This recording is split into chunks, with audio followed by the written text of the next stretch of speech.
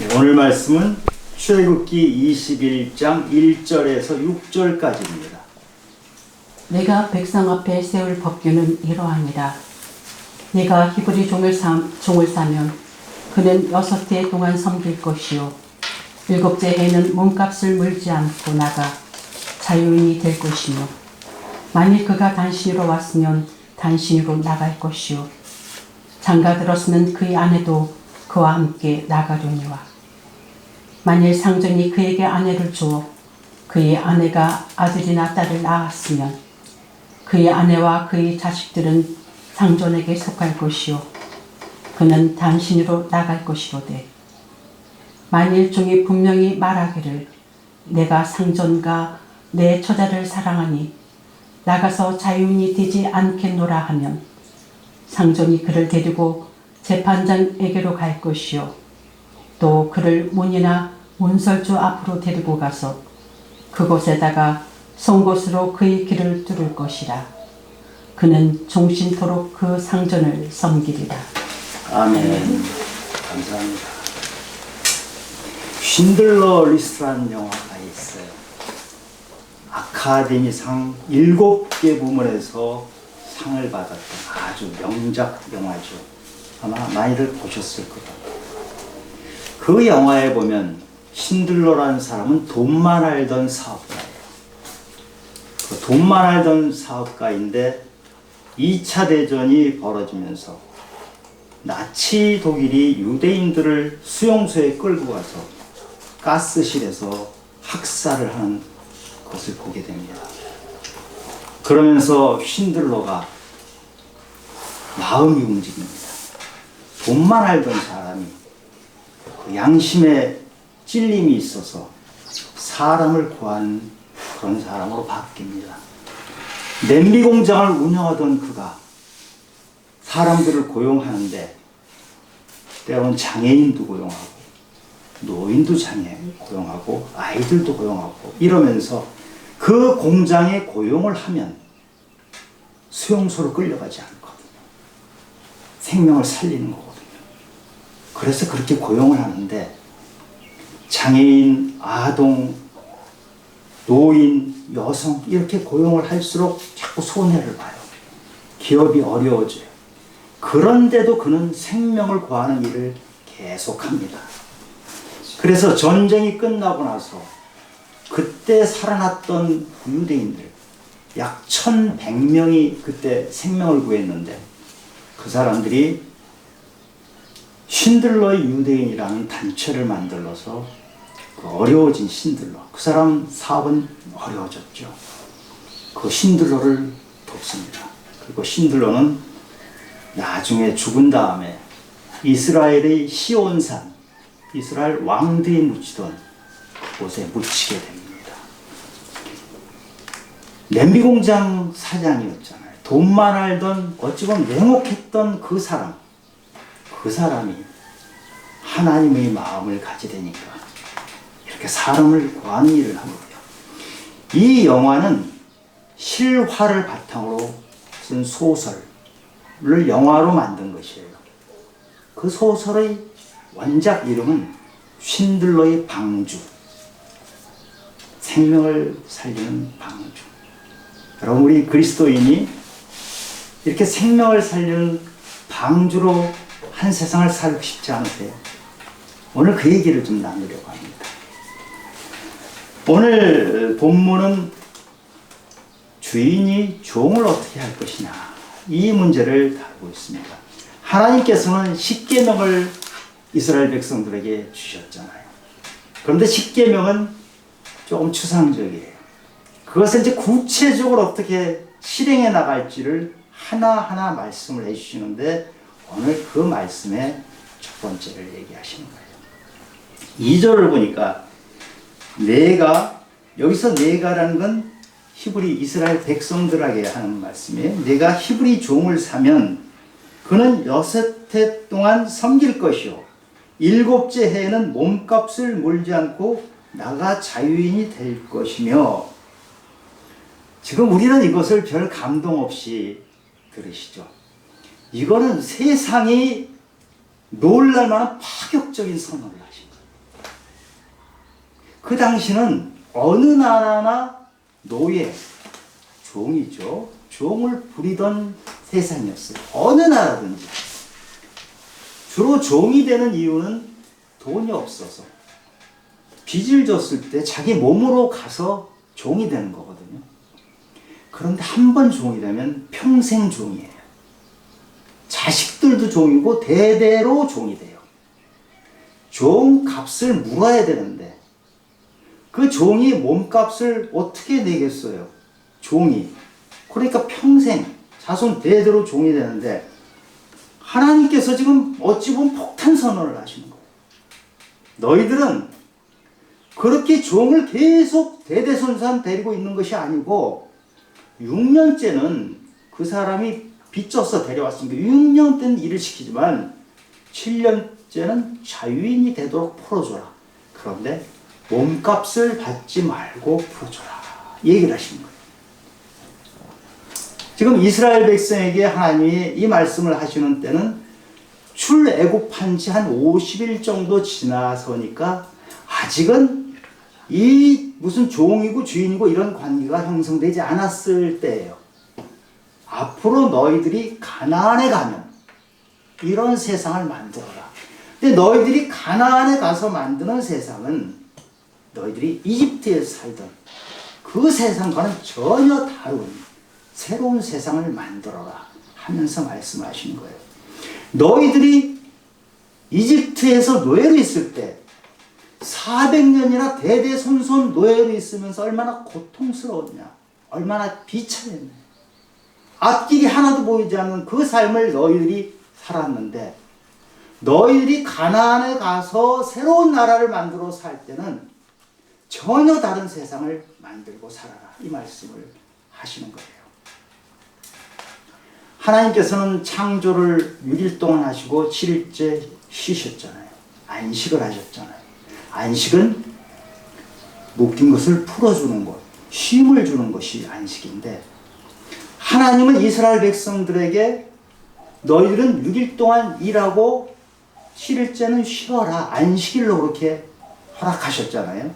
그런데 너희들이 6일 일하고 하루 쉬는 그것을 종에게도 적용해서 종에게 6년 동안 일을 시키지만 7년째는 풀어줘라. 몸값을 전혀 받지 말고 그냥 풀어줘라. 이 선언을 하신 거예요. 그런데 하나님께서는 7년마다 안식을 주신 이 안식년을 사람에게만 주신 것이 아니고 땅에게도 주세요. 이스라엘 백성들 너희들은 땅도 7년째 되면 안식을 줘라.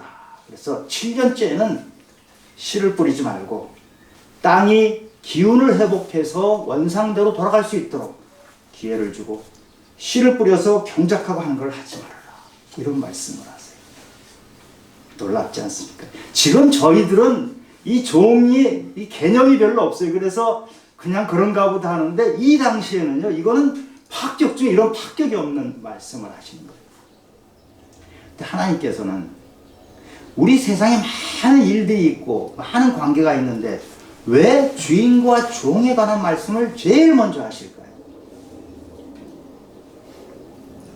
주인과 종의 관계에서 생기는 것이 바로 권력이고 돈입니다.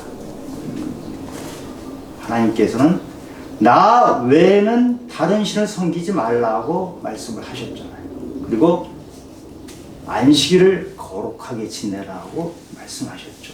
이 두 가지 율법, 이 십계명에 나오는 것을 한꺼번에 성취하는 것이 바로 지금 오늘 이 말씀이에요. 링컨 대통령이 이런 말을 했어요. 링컨 대통령은 백악관에 기도실을 만들어 놓고 매번 기도하면서 대통령직을 수행했던 것으로 유명하죠. 미국 사람들이 가장 존경하는 대통령을 꼽으라 그러면 링컨 대통령이죠. 그 링컨 대통령이 그 사람의 인격을 알려면 권력을 주어봐라.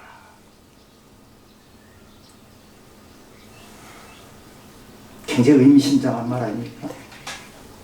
그 사람의 인격은 주인이 됐을 때 드러난다. 이 말이에요. 하나님의 뜻은 이 세상에 이스라엘 백성을 자유인으로 삼아서 그 백성들이 이 세상을 하나님 나라로 함께 만들어 가고자 하시는데, 그 중에 가장 먼저 해야 될 것이 주인과 종의 관계에서 어떤 관계를 맺느냐, 어떤 인격으로 종을 대하느냐, 이것을 말씀하시는 거예요. 먹고 살아가는 문제는 가장 인간의 기본적인 문제잖아요. 근데 종이 되는 것은 돈이 없어서 빚을 져서 종이 되는 것이거든요. 그런데 주인과 종의 관계가 형성이 되면 주인은 마치 자기는 굉장히 귀한 자인 것으로 생각을 하기가 쉬워요. 종은 천한 자이니까 함부로 대해야 된다고 이렇게 생각하기가 쉬워요. 사실은 거기에 누가 귀하고 누가 천한 게 처음부터 있는 것이 아니고, 누구는 돈이 있었고 누구는 돈이 없었기 때문에 그래요. 그래서 주인과 종이 되다 보니까 거기에 또 권력 관계가 생기잖아요. 처음에는 돈이 없어서 시작된 것 같지만 점점점 돈이 주인이 되는 것으로 바뀌어 버려요. 주인은 점점 돈의 위력을 알고 권력의 위력을 알다 보면 이 종을 함부로 대하게 되죠. 그런데 지금 하나님께서 오늘 하시는 말씀은 주인인 너나 네가 부리는 종이나 똑같이 나의 자녀, 하나님의 자녀다. 네가 함부로 할 권리가 너에게는 없다. 6년 동안은 네가 일을 시키기 위해서 하지만 그 사람을 풀어주는 것이 원칙이고 그것이 나의 마음이다. 이 말씀을 주신 거예요. 마태복음 20장에 보면 포도원 주인 이야기가 나와요. 그 포도원 주인이 일하는 품꾼들, 포도원에서 일할 사람이 필요하니까 품꾼들을 쓰는데 아침 6시에 가서 품꾼들을 데려와요. 또 오후 3시에도 데려오고 계속 가서 데려와요. 오후 5시에도 데려와요. 그래서 나중에 품값을 계산하는데 아침 6시에 들어온 사람은 오후 6시까지 일하면 12시간을 일했어요. 오후 5시에 들어온 사람은 1시간 일했어요. 그런데 품값을 똑같이 줍니다. 한 데나리온, 하루 일당을 주는 거예요. 좀 이상하지 않아요? 한 사람은 12시간 일했고 한 사람은 1시간 일했는데 그 포도원 주인은 한 사람은 12개 주고 한 사람은 하나 주는 것이 아니고 똑같이 하루를 먹고 살 수 있게, 식구들이 하루 먹을 수 있게, 너희 자녀에게 붕어빵 하나라도 사갈 수 있게, 너희 아내에게 하루 식사를 준비할 수 있게 그렇게 나눠주는 거예요. 왜 그러죠? 다른 포도원 주인과 이 포도원 주인은 포도원을 운영하는 목적, 이유가 다르기 때문에 그래요. 다른 포도원 주인은 포도원을 하는 이유는 돈 벌기 위해서. 그래서 품꾼들을 데려다 놓으면 일을 잘하도록 해야 되잖아요. 12배만큼 일하는 사람한테는 12배를 주고 하나밖에 일 안 하는 사람은 하나 주고 그리고 일 천천히 하는 사람은 자르고 돈을 벌기 위해서는 그렇게 하잖아요. 그런데 이 포도원 주인은 포도원을 운영하는 이유가 돈을 벌기 위한 것이 아니고 사람을 살리고 생명을 살리기 위한 것이 목적이에요. 1시간밖에 일하지 않은 사람에게도 하루치를 주는 이 포도원 주인, 이것이 하나님의 마음이에요. 그 1시간밖에 일을 하지 못했던 그 품꾼은 사실은 뭔가 좀 시원찮아서 택함을 못 받았을 거 아니에요. 그럼에도 불구하고 오후 5시까지 서성거리면서 내가 빈손으로 집에 가면은 가족들이 굶어 죽는데 집에 가지도 못하고 얼마나 마음이 어려운 상태에서 오후 5시까지 혹시나 하면서 기다렸을 때 하나님께서는 그 사람을 다시 포도원으로 들이면서 하루치를 주신 그 하나님의 마음, 그 하나님의 마음이 바로 우리를 향한 하나님의 마음이고, 오늘 하나님께서 주인이 종에게 어떻게 하라 하는 이 하나님의 마음이 바로 똑같은 하나님의 마음이에요. 또 누가복음 15장에 보면 하나님의 마음을 얘기해 주는 장면이 3개가 나옵니다. 그 중에 2개만 말씀드리면, 양 한 마리가 사라졌어요.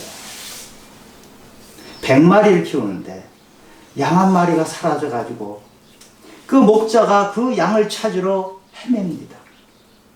99마리를 놔두고 한 마리를 찾아서 헤매요.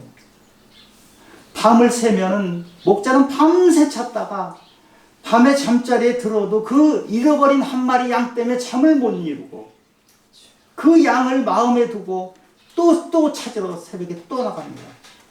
그래서 잃어버린 양 그 한 마리, 제일 못났으니까 길 잃어버렸을 거 아니에요. 그 한 마리를 찾고서 어깨에 메고 돌아와서 사람들과 기쁘게 기쁨을 나눕니다. 이 하나님의 마음, 잃어버린 양 한 마리를 찾아 나서는 하나님의 마음. 99마리를 놔두고 갔으면 거기에 무슨 병고라도 생기면 어떡하시려고. 그 한 마리 때문에, 그 변변찮은 길을 헤매는 아마 어린 양이거나 다리를 쫄뚝거렸거나 뭐 눈이 더 안 보이거나 이런 현찮은 양 한 마리를 찾아서 밤새 헤매는 그 하나님의 마음, 너희들이 주인이 되면 그렇게 하라. 또 유명한 얘기 나오죠. 누가복음 15장에 둘째 아들, 집을 나갔다가 허랑방탕 재산 다 쓰고 거지가 돼서 돌아오는 그 둘째 아들, 그 아들이 먼 발치서 오는 것을 보고 아버지는 맨발로 뛰어나가서 그 아들을 얼싸안아요. 거지가 돼가지고 행색이 초라하고 돼지우리 치다 온 그 둘째 아들, 냄새가 펄펄 나는 아들을 아버지가 껴안고 깨끗이 시켜주고 가락지를 끼워주고 잔치를 벌입니다. 그 아들이 어떤 아들입니까? 허랑방탕했던 아들이. 뭐 일도 안 해서 일할 줄도 모르잖아요.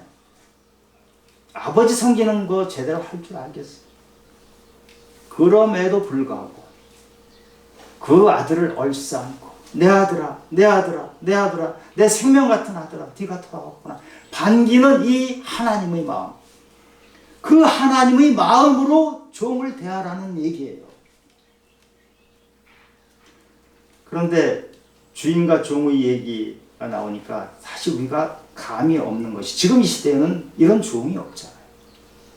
그런데 지금 시대에 종이라고 불리는 사람은 없지만 돈을 주는 사람과 돈을 받는 사람 관계에서는 똑같은 일들이 일어난다는 거예요. 당시에는 종이라고 얘기했지만 지금은 직원이라고 얘기해요. 종업원이라고 얘기해요. 그 외에 여러 가지 이름으로 불리는데, 일단 돈을 주는 사람과 돈을 받는 사람 사이에 돈이 중심이 돼서 모든 관계가 형성이 되고 권력 관계가 형성이 돼요. 이때에도 네가 자유인인 것처럼 돈을 받는 그 사람, 돈을 받고 일하는 그 사람도 자유인이다.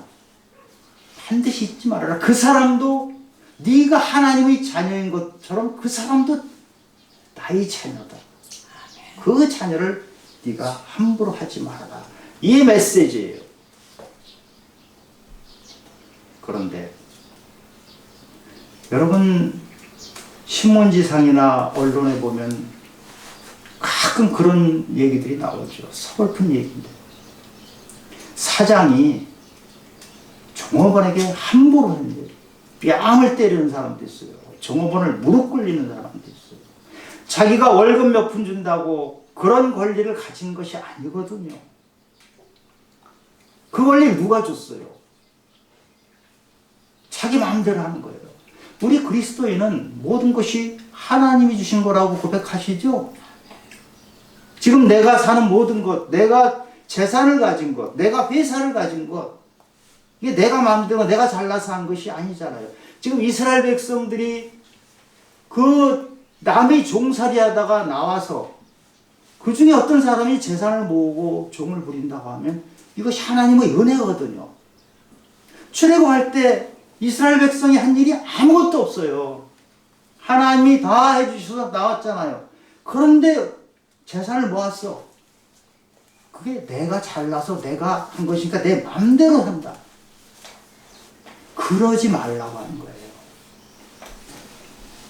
그런데 사장님이 고용 직원을 썼을 때만 이런 일이 일어납니까? 그것이 아니고 돈을 주는 사람과 돈을 받는 사이에는 이런 일이 항상 일어날 수 있고 이 땅에서 그런 일이 많이 일어나요. 식당에 밥 먹으러 가서 종업원들에게 함부로 하는 사람들이 있어. 내가 돈 냈잖아. 그 사람이 밥값 낸 것이지 종업원 함부하라고 돈 낸 거 아니잖아요. 마치 종업원을 자기 종산 것처럼 함부로 말하고 함부로 가는 사람들이 있죠. 그러지 말라는 거예요. 아파트 경비원, 그분이 바로 우리 아버지고 우리 동료고 우리 형제 아닙니까? 그런데 내가 아파트 주민으로서 돈 몇 푼 낸 거 가지고 함부로 하고 지금 이제 곧 날씨가 더워지잖아요. 경비원은 기온이 40도 올라가는 그 들끓는 곳에서 그 더위 속에서 일해도 괜찮습니까? 그 에어컨 하나 만들어주기 위해서 몇 푼씩 내자고 하는 거 가지고 돈 계산을 하고 있어요. 기껏해야 한 사람 앞에 몇천 원, 기껏해야 10,000원 내는 그것이 아까워가지고 전기세가 들어간다고 에어컨을 피면 전기세 들어가는 그걸 따지고 있는 그 사람이 똑똑한 사람이 아니잖아요. 그 사람이 똑똑합니다. 세상을 살 줄 모르는 사람이란 거예요. 지금 하나님이 그 말씀하시는 거예요. 네가 혹시 아파트 주민인데 경비원에게 네가 함부로 하고 경비원은 들끓는 이 더위 속에서 살아도 괜찮다고 생각하면 너는 잘못 살고 있다. 너는 나쁜 주인이다 하는 얘기를 하는 거예요. 지금 이 땅에서 많이 일어납니다.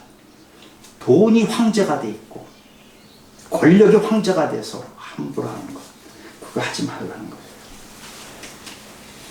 돈이 주인이 되는 세상은 사람이 돈 밑에 노예가 됩니다. 그런 세상 만들지 말고 너희들이 가나안에 들어가면 너희들이 이집트에서 봤던 것처럼 그렇게 하지 말고 진짜 살만한 세상을 만들어라. 이 말씀을 하나님께서 제일 먼저 하시는 것이에요. 그런데 이렇게 종을 7년 만에 풀어주는데 풀어주는 방법을 3절부터 6절까지 말씀해 주세요. 제가 간략히 얘기를 하면 그런 거예요. 네가 혼자 종이 됐으면 나갈 때 혼자 나가면 돼요. 여자랑 결혼해서 들어왔으니까 나가면 돼요.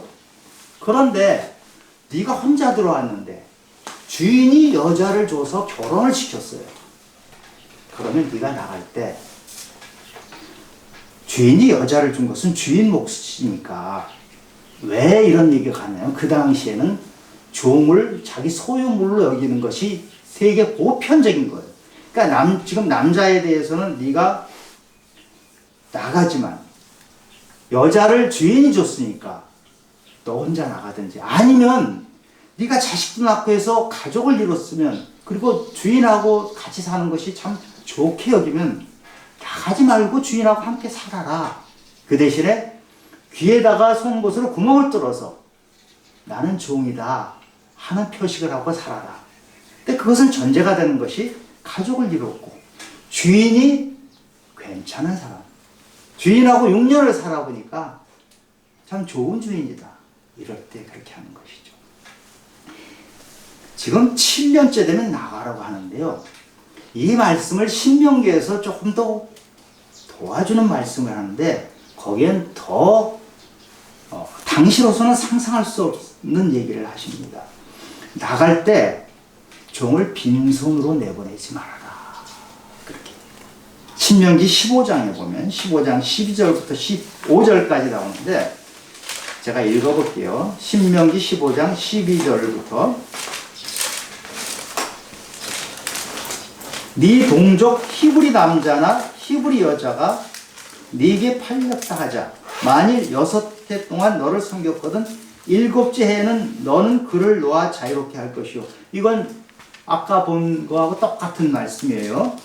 그를 놓아 자유하게 할 때는 빈손으로 가게 하지 말고 내 양무리 중에서와 타작 마당에서와 포도주 틀에서 그에게 후히 줄지니. 이게 무슨 말이에요? 종이 종으로 들어온 이유는 돈이 없어서 들어온 거예요. 그럼 6년 동안 종살이를 했으면 무슨 돈이 있겠어요? 아무것도 없죠. 그럼 나가서 어떻게 살아요? 그러니까 네가 종을 내보낼 때는 방 한 칸이라도 얻을 수 있는 것을 해주고 몇 달이건 그래도 먹고 살 만큼 해서 내보내라, 이 말씀. 그리고 이어서 곧 내 하나님 여호와께서 내게 복을 주신 대로 그에게 줄지니라. 하나님께서 너에게 복을 준 거 아니냐? 지금 주인에게 하시는 말씀이에요. 주인, 네가 이만큼 사는 것, 네가 재산을 모았고 네가 포도원도 운영하고 네가 거기에 품권도 쓰고 종도 쓰고 이런 것은 하나님 은혜로 복을 받은 것이면 네가 종을 내보낼 때도 그 복을 나누어 주어서 내보내라. 복을 움켜쥐고 있지 말아라. 내가 너에게 복을 준 것은 너 혼자 움켜쥐고 너 혼자 잘 살으라고 하는 것이 아니고 너에게서 흘러가라고 준 것이다, 이 말씀. 그래서 신명기 15장 12절부터 15절까지를 읽고 있는데 마지막 15절에서 뭐라고 하시냐면 너는 애굽 땅에서 종되었던 것과 내 하나님 여호와께서 너를 속량하였음을 기억하라. 그것으로 말미암아 내가 오늘 이같이 내게 명령하노라. 나는 지금 주인인 너에게 명령할 만한 근거가 있다. 왜냐? 너도 애굽에 있을 때 너도 종이었다. 네가 종이었던 사실을 잊어먹지 말아라. 너나 지금 네가 부리고 있는 그 종이나 마찬가지로 애굽 땅에서 서러웠던 종신세였지 않느냐. 그런데 마치 지금 네가 주인이 된 것이 네 혼자 힘으로 네 혼자 잘나서 네 혼자 즐기면 되는 것처럼 그렇게 하지 말고 너와 똑같은 종이었던 그 사람을 어여삐 여기고 그 사람도 하나님의 자녀이니 그 함부로 대하지 말고 충분히 살 만큼 다 해서 내보내라, 이 말씀을 하십니다. 예수님이 이 땅에 오시면서 스스로 이 땅에 오신 이유를 설명을 하신 구절이 있어요. 누가복음 4장 18절에 보면 이사야 말씀을 인용해서 이사야 말씀에 앞으로 메시아가 올 텐데 이런 분이다. 그거를 예수님께서 스스로 말씀을 하시는데 누가복음 4장 18절에 주의 성령이 내게 임하였으니 이는 가난한 자에게 복음을 전하게 하시려고 내게 기름을 부으시고 나를 메시아로 보내셨다는 뜻이에요. 나를 보내사 포로된 자에게 자유를, 눈먼 자에게 다시 보게 함을. 눈먼 자에게 다시 보는 것이 바로 자유예요. 그것이 안식이에요. 눌린 자를 자유롭게 하고 주의 은혜의 해를 전파하게 하려 하십니다. 왜 이 말씀을 하세요?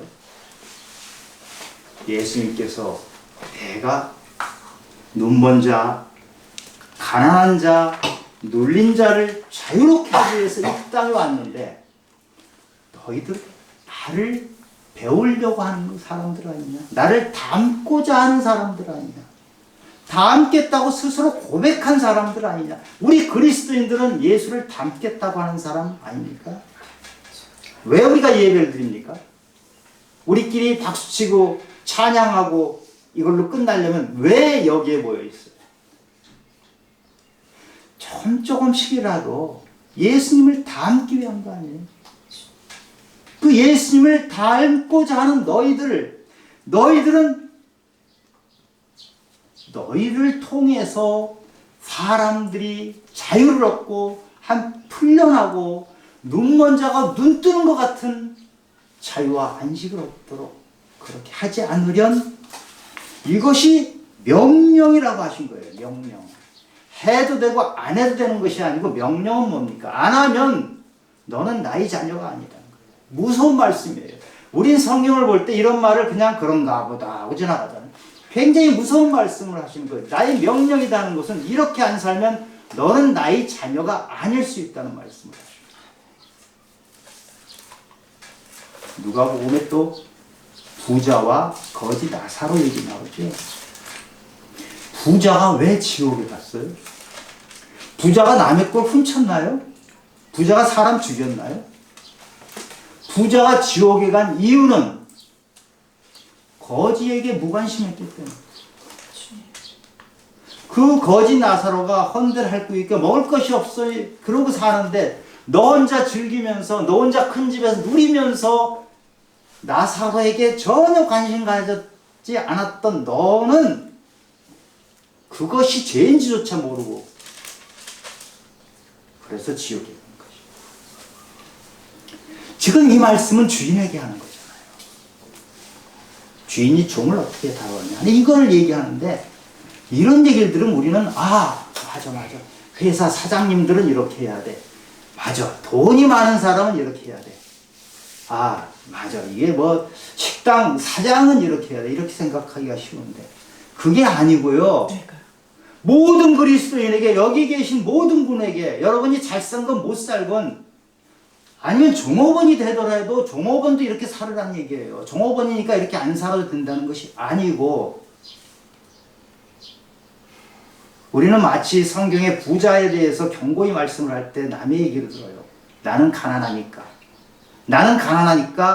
혜택만 받아야 돼. 하나님 말씀은 부자에게 하는 말씀이에요.